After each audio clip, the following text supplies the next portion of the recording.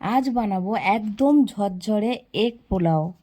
তার জন্য প্রথমেই নিয়ে নেব আমি এখানে বাসমতি রাইস। বাসমতি রাইসটাকে ভালো করে ধুয়ে নেব। এবার কুকারের মধ্যে ডুমো করে কেটে রাখা আলু আর ডিম দিয়ে দেবো, আর দিয়ে দেবো একটু নুন যাতে ডিমটা ভেঙে না যায়। দিয়ে আমি 2টো সিটি মেরে নেব। কড়াইতে সাদা তেল গরম করে সিদ্ধ করে রাখা ডিমগুলো দিয়ে ওপর থেকে একটু নুন আর হলুদ দিয়ে ডিমগুলোকে লাল করে ভেজে তুলে নেব। ওই একই তেলের মধ্যে সিদ্ধ করে রাখা আলু দিয়ে আলুগুলোকেও লাল করে ভেজে তুলে নেব। আবারও কড়াইতে সাদা তেল একটু দিয়ে গোটা গরম মশলা, তেজপাতা আর একটা বড় সাইজের পেঁয়াজ একটু ভালো করে ভেজে নিয়ে আদা, রসুন আর কাঁচা লঙ্কা পেস্ট দিয়ে ভালো করে মশলার সাথে কষিয়ে নেব।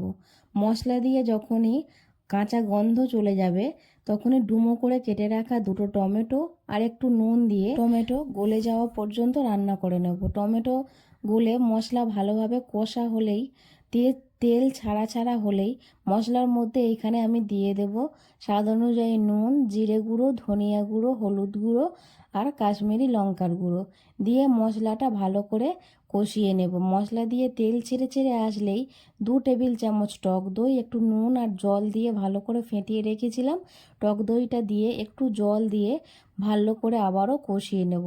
মশলা দিয়ে যখনই তেল ছেড়ে ছেড়ে আসবে ধুয়ে রাখা বাসমতি রাইস দিয়ে ভালো করে মশলার সাথে রাইসটাকে কষিয়ে নেব 2 থেকে 3 মিনিটের মতো লো ফ্লেমে।